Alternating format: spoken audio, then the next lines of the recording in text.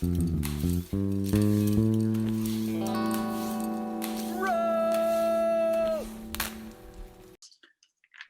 this is Carrot, welcoming you to another episode of the Dihedral Podcast. I'm so happy to be able to chat with our guest today. She's a novelist with over 30 books to her credit, a rock climber, a long-distance runner, a theater factotum, and a humanitarian.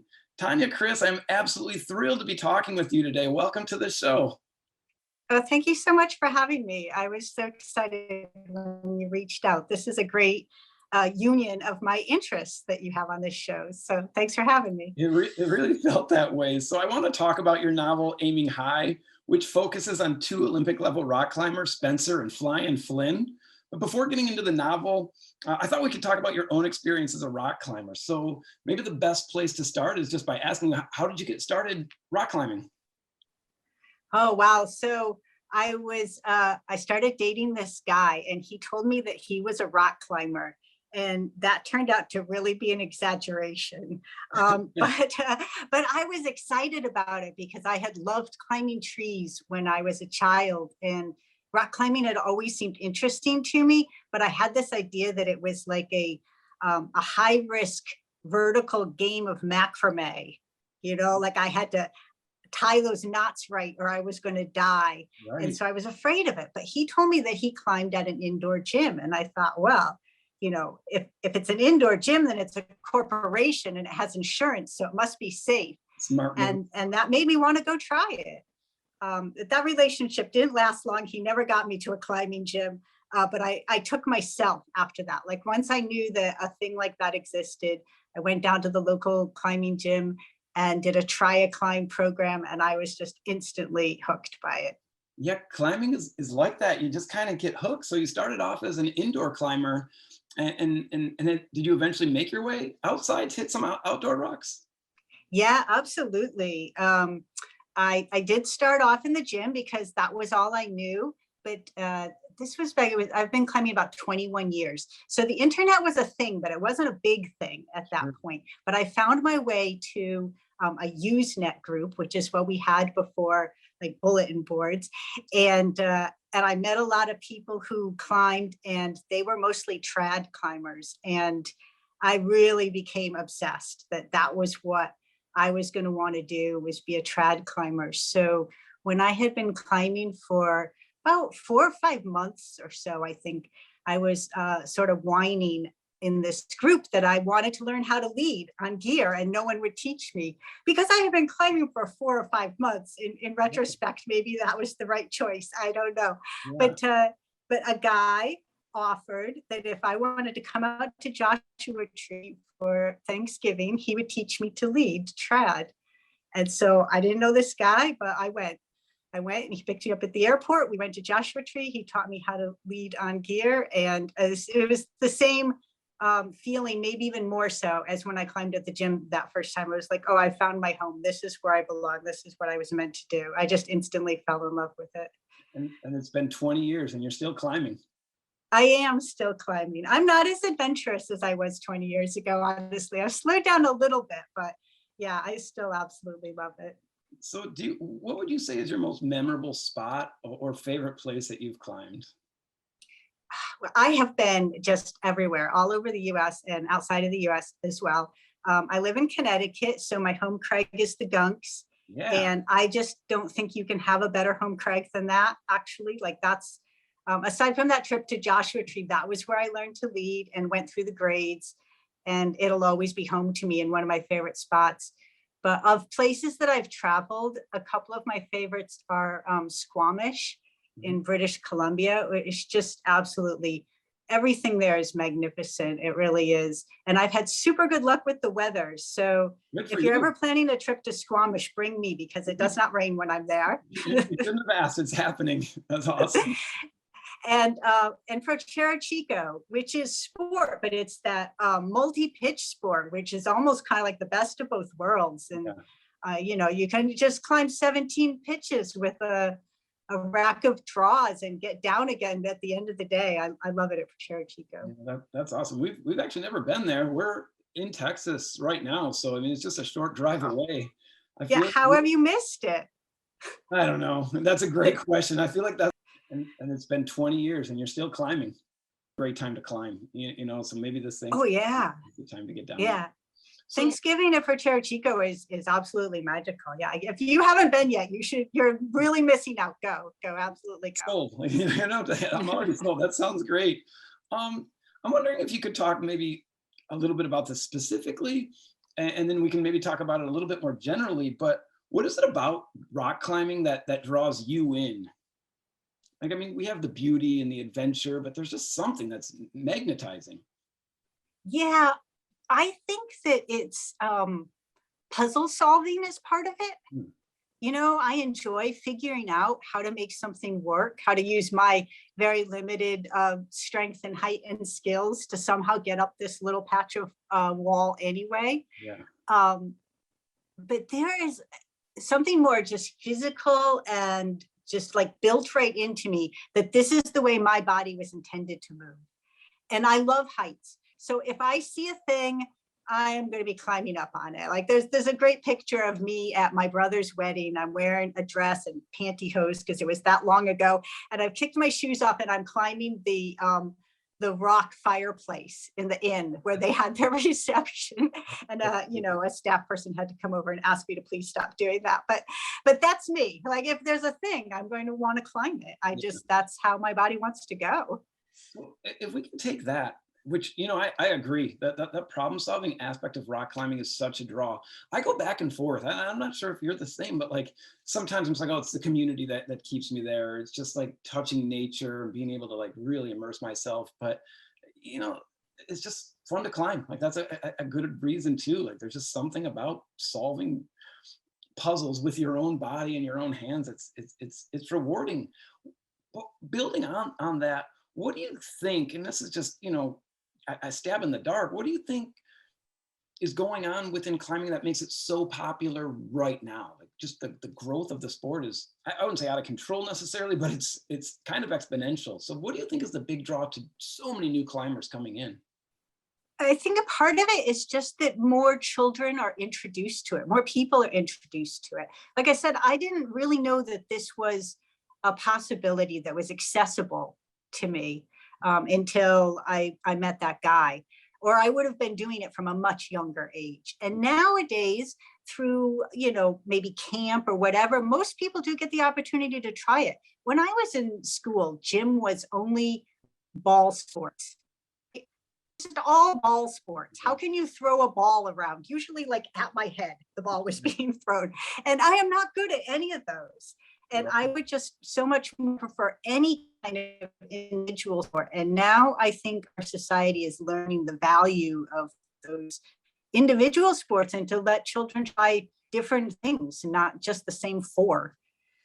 God, that's such a good answer. I couldn't agree more, right? There's just certain things that like gyms, just having so many gyms around and like teen kids and sport. Yeah, there's an individualistic thing where you don't have to have a ball being thrown at your head. You don't have to have a ball thrown at your head anymore. So I'm wondering, just one more question about climbing. Do you have any current goals or places that you're just like, I need to put my hands on that rock sometime? Oh, well, that's a good question because I really did get to so many places when I was at the height of my climbing. But I guess if there's a place that's eluded me, it's climbing in Spain. I had a couple of trips that went badly for different reasons. One was right before the pandemic kicked off, and so I've seen like these wonderful pictures of people climbing in Spain, and I have not touched any of that rock. So that's somehow the fish that got away from me. All right. Hopefully it happens. If we're ever heading to Spain, I'll give you a call. And if you're ever going to BC, give us a call. Right. We'll trade. So I kind of want to move from your climbing background to talk about how that inspired the book, Aiming High. So would you say that your background in climbing was an inspiration for that book? Well, yeah. So what happened is, they always say, write what you know, right? So we do that more or less as authors. We're always making it up and we always have to do a lot of research, but it does help if there's some aspect of the book that you're familiar with. Mm-hmm. And this book particularly came about because a publisher was going to do a whole series of Olympic themed books for the different sports. So I proposed a rock climbing book because it was so exciting that this was going to be the first rock climbing Olympics. And honestly, there's no other Olympic sport that I would be able to say anything about with any authority. So yeah, it was very much write what I know sort of thing.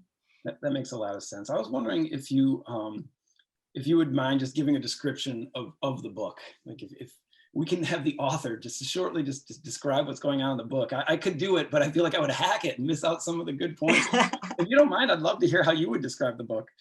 Yeah, sure. So Flynn, Flying Flynn, as you said, he's an American climber who started climbing just when he was 17, but had a natural talent and just immediately kind of skyrocketed to national attention. And he's known for like big dynamic moves and taking risks, and the media really loves him. And then the other character is Spencer. He's from Canada, and he started climbing young, and he's done it all the right way. You know, he's had a coach, he does his stretching, he does his fitness, he's, you know, the prototypical professional athlete.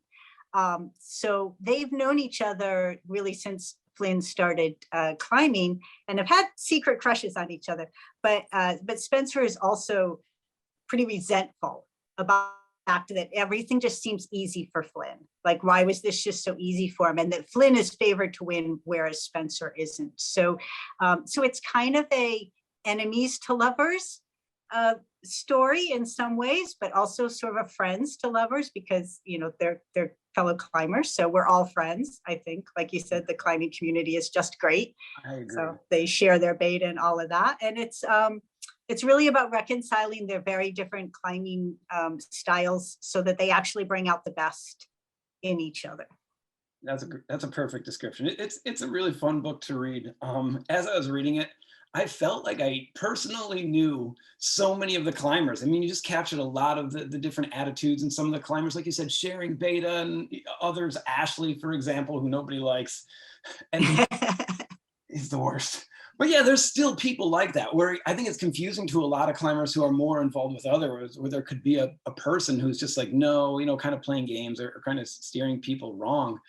And so I was going to ask if you had people that you've climbed with or friends in the past that inspired some of the characters of the book. Well, there's no one specifically in there. I'm not going to like point anybody out. Okay. But I will say that the community at large, yes, is very much represented. So like you said, Ashley is a little bit of a not a nice guy, right? But he's sort of the exception. Everybody else in here is really cooperative. And that's been my experience with climbers. Like, it's this strange sport where it's totally individual, right? When I'm up there on the wall, it can only be me that's up there doing the thing. And yet it's very collaborative, where we're just constantly sharing, you know, the tips, the advice, the beta with each other, without, I feel like, any sense of competition other than, you know, it's me against my own climb. And so even in the Olympics, I wanted to capture that feeling of all climbers are being on the same team. Yeah. And so that's what happens in the book, is that, you know, whereas other athletes might be hanging out with their teammates or the people from their country, all the climbers just come together and they spend all of their time in the book together, because that, I believe, that is what the climbers would do. They're going to get along with each other better than anyone else, because climbers just share a way of looking at the world. And we're just nice people. We're just nice people, I think. Clearly, the evidence is right here. You know, there's certain aspects of the book where it probably is from your background in climbing, but they just felt so authentic. Like when the climbers would come out and you described like their hands trying to like figure out the puzzle of going up the wall or the pump that they feel along the way. It was just terrific. As a climber reading this book, you could relate so much to so many little details that you included. So I don't know, there's this quote I found on your website, which is an awesome website there if anybody's interested in visiting it, with little quizzes and things like that. But I'm going to read this quote. It's this quote you probably know or remember off the top of your head. It says, "Writer culture is researching what degree is needed to be a paleontologist, so your shape-shifting vampire dinosaur erotica will be authentic." I'm just like, yes, that's so good. And with that, I guess, dedication to authenticity, you just nailed it with this book. And as a climber, I really appreciated that. There were just moments where I just felt bad for anybody who's suffering, not necessarily personally, but on the wall. You're like, come on, I got to make this move, or I got to make this throw. It was spectacular. But I'll quit blowing smoke and ask you a question. Do you ever imagine a post climbing or a post novel life for your characters? For these two? Well, I guess any of your characters in any of your books. Personally, I want Ashley to suffer. I don't know if you're like Ashley. I don't know. I don't want to say anything, even though he's a fictional character. I don't want anything too bad for him. Maybe he has like poor cell reception for the rest of his life. But do you ever think of characters that you liked or didn't like? And you're like, oh yeah, they're gonna end up together, or they're gonna adopt a child, or there's gonna be. Does that happen as you're writing? Well, yeah, absolutely. Sometimes we end up writing sequels, you know. And I have to say, as a romance novelist, like if I was going to write a sequel about some other characters from this book, it would probably be Ashley. Sorry, Yeah. he would get his redemption story, right? He would learn better. One of my favorite characters that I also thought about that is Pierre. I liked Pierre. He was Spencer's coach. Right. Spencer may not, and Flynn maybe not, but Ashley, I couldn't come around to. I would love for you to write a follow-up. I want to feel better about how I about Ashley. So yeah, Ashley should get his turn. It would be great. So is this something that keeps you up at night, where you're like, oh yeah, Ashley's going to meet, this person, and this is going to happen, or no? It's so sometimes I'm plotting at night, but it's better to sleep. It's really the two places are in the shower and when I'm like walking or running. Yeah. So I'll go out for a run and I'll come back and I will have, plotted the whole next book. That's awesome. So as a writer, is this something are you able to store it, or will you jot down notes or ideas? I mean, this is probably. I do. Yeah. I keep a whole document full of ideas, and sometimes it'll just be, a little sentence. It'll just be like, oh, Ashley should get his book. And sometimes it's a whole brain dump of all the details that came to me. Yeah. And then the next time I go to start writing something, I go through that document and I pick out, okay, what comes next? Yeah, that's great. That's, I think, a helpful tool for anyone, whether they're an author or not. That's really, there's I teach philosophy. There's this philosopher, Immanuel Kant, who would go for a walk every single day for just that. He was just like, this is the way to consolidate information. And so when you said walking or running, immediately I'm just like, yeah, that's important. So many times, and I'm guilty of this, and I'm sure most people are, is we walk with our cell phones or, are on a phone call. There's productivity to be had in just walking around the neighborhood or something like that. You would agree to that? Or with that? Oh, absolutely. You want to have your body engaged in something that's pretty mindless. And that for me is prime creativity. So that's why showering, walking, running, driving, if you're driving somewhere where you know where you're going. Yeah. And I don't ever do that with music on, because I want to hear what my brain is telling me. That's great. So I have one more question about the book, that's specifically about the book. If you were going to climb with any character from Aiming High, who would you want to climb with? Oh, I think Flynn. Spencer is a little uptight for my taste. When I write some of these questions, I'm like, what would my answer be? Flynn, 100%. He would be so fun. Saving little kids from like falling like objects. Like, this is the guy, right? Oh yeah, Flynn knows how to have a good time. He knows how to have a good time. He would be super supportive, right? I mean, I'm not anywhere near Flynn's level, but that wouldn't matter. He would still want to be helping me do my best, which I have found is always true of climbers. If you happen to meet a really good climber, they're just like any other climber, and they're there to help you out. Yeah. I have a good story, if you don't mind a good story. So there's this guy who climbs at my gym.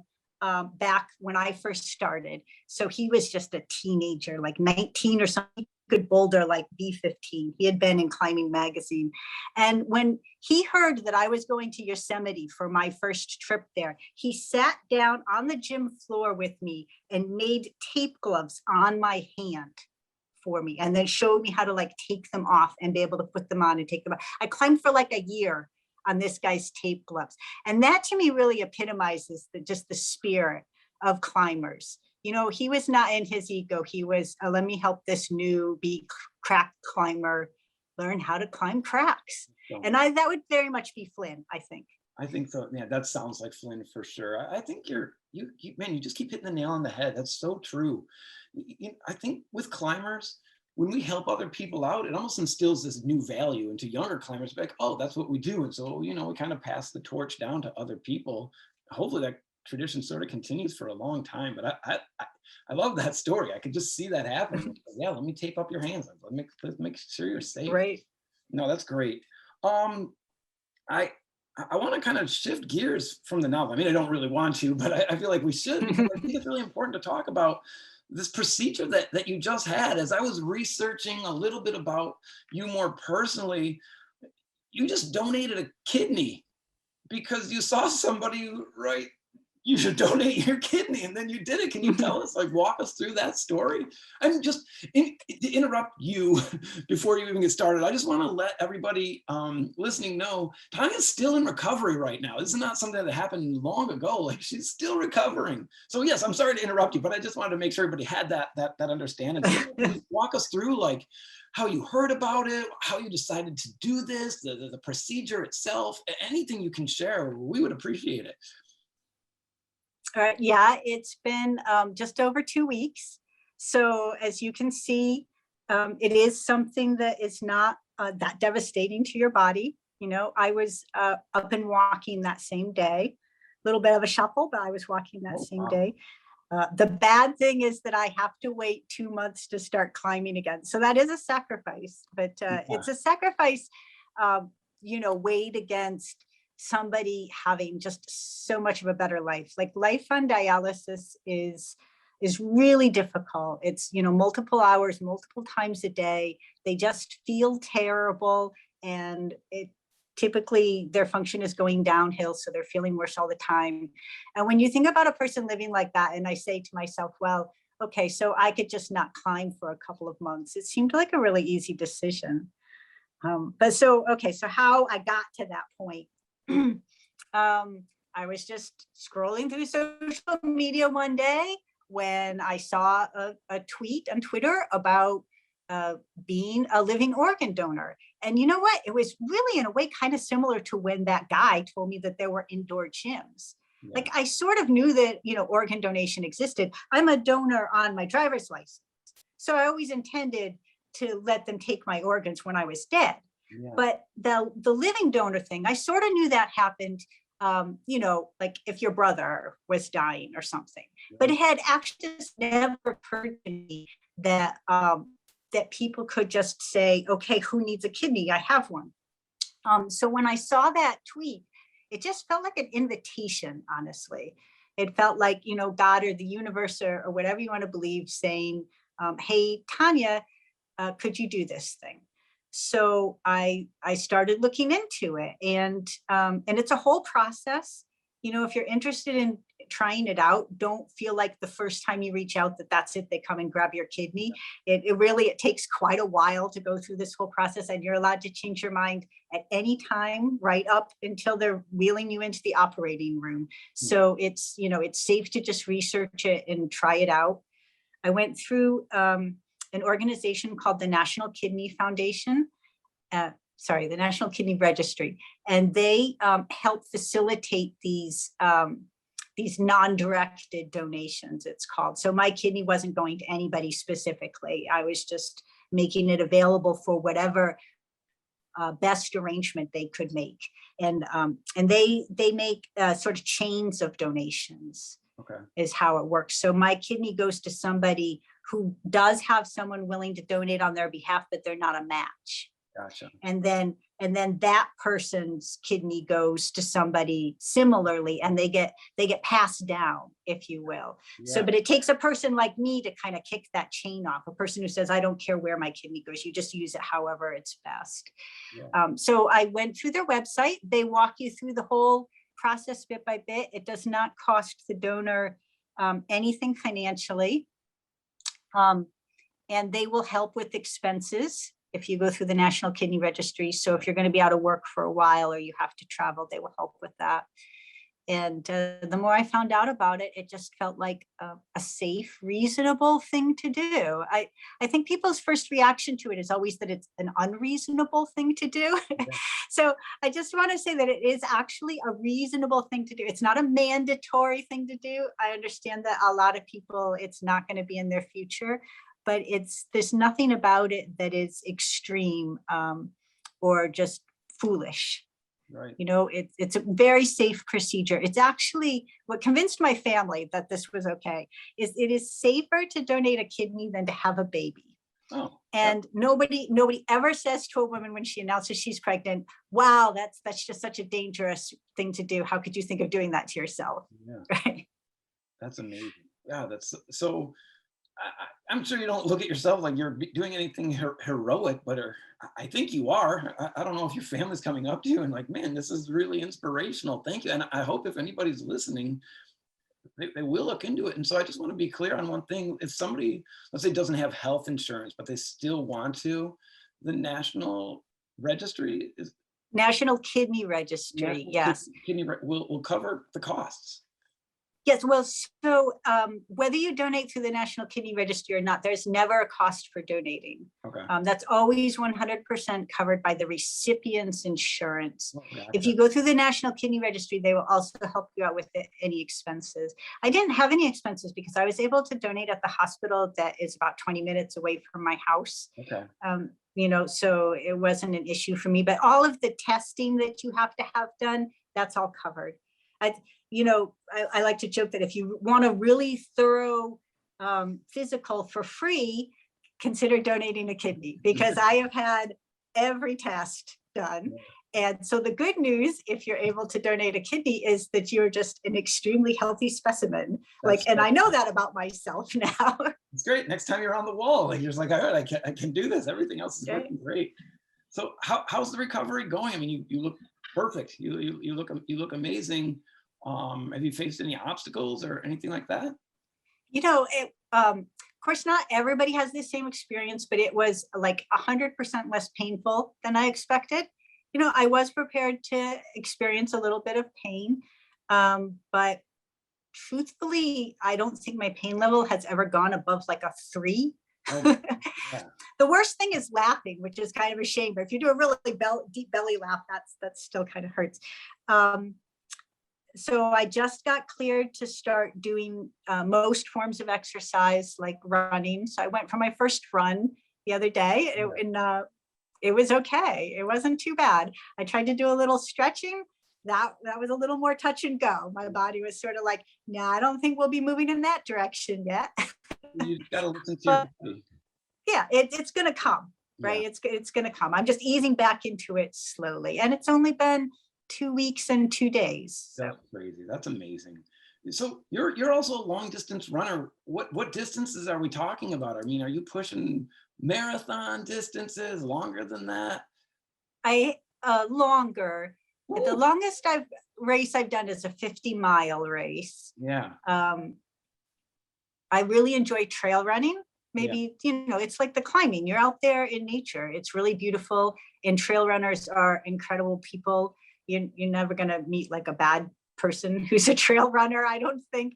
Yeah. And so when you run trail races, they just start those out at long and just keep going longer. So yeah, I've done some long distance races. Yeah. I mean, you're a natural athlete, right? So it might not be with baseball or something like that, but yeah, don't throw a ball at me. Yeah, that's so great. So I mean, I'm just really honored to be able to talk with you. I mean, just such a nice person, a talented person, a person who shares interests in the outdoors and nature. It's just a real honor to have you. And I put together something I would say essentially just stupid to end our conversation with. I came up with some book ideas. And if you're like, no, I don't want to hear your stupid book ideas, Carrot. I'll stop it. They're bad. But as I was going through some of your titles, like maybe Tanya would get a kick out of them. So I came up with 3 book ideas. And okay, but I don't promise you any royalties. No, take No. the ideas if you want. All I'm going to ask is, would you greenlight these, or would you be like, no, I would never write anything like that, and nobody ever should. So if that sounds fun to you, I'll read them. If you're just like, no. Yeah, let's hear it. Okay, they're bad, Tanya. I'll do my best. So here we go. All right, I got to keep it together. The first one is probably the worst. They get better from here. So a young real estate tycoon is buying up all the local property and building lofts. A young neighborhood lawyer is doing everything in his power to stop him, as no one in the neighborhood wants more hipsters and microbreweries. Sometimes repulsion leads to attraction. In Tanya Chris's new novel, Monopoly. I already wrote that one, Karen. I thought you might have. Tanya, when I was coming up with this idea, literally I thought of the board of Monopoly and somebody buying up all the property, and so that could be a book. So that one's done. It's already been greenlit. I have a book called Better Off that is about, a millionaire real estate developer who is going to gentrify a neighborhood. And the kind of hippie guy who lives in that neighborhood who's trying to explain, we don't want you doing that here. You're going to destroy this place and you're going to make it too expensive for the people who actually live here to continue to live here. So yes, we already have that book. So right. Good. Yeah, no, you're doing great. All right. Let's hear number 2. This one is, you know what, in all honesty, I'm going to call our producer in for a second to read this one too. I think she would do a better job. Guy, would you mind reading this one? Oh, brother. I'm going to step aside. She speaks Spanish, and so this one takes place in Argentina, so maybe she'll get the... Oh, brother. It's right here. Okay, wait. Okay, here we go. TikTok star Bumpy Crystals is stranded in the small Argentinian town of El Bolsón. When his phone finds its way to the bottom of a Patagonia cliff, all seems lost. Until ultramarathon legend Sergio de la Hoya races past Bumpy's hostel and straight into his heart. Sometimes you gotta get down to get up in Tanya Chris's new novel, Keeping the Pace.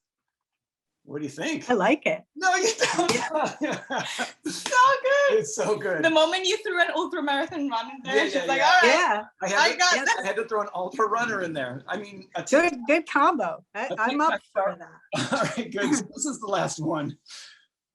I'll just read this one. So, gelato critic and connoisseur Rex Kuplin has given up his golden tasty spoon after suffering loss of taste from his recent contraction of COVID-19. When he hears the noted confectioner Alessandro Rossi has crafted the perfect ice cream, Rex can't help but try to get his tongue back in the game. Sweets have never tasted as good as they do. In Tanya Chris's new novel, I Scream, You Scream. You should be writing blurb copy, honestly. But I have to give that one the no. Because romance authors have agreed, baby, at the unit that we are just pretending COVID-19 didn't happen. Yes, I get that. Nobody wants to read about it. So point. So we're just going to pass on the COVID-19 ice cream connoisseur. Yeah. My favorite part of putting these together was coming up with names. I'm just like Bumpy Crystals. That's who wouldn't want a book starring Bumpy Crystals.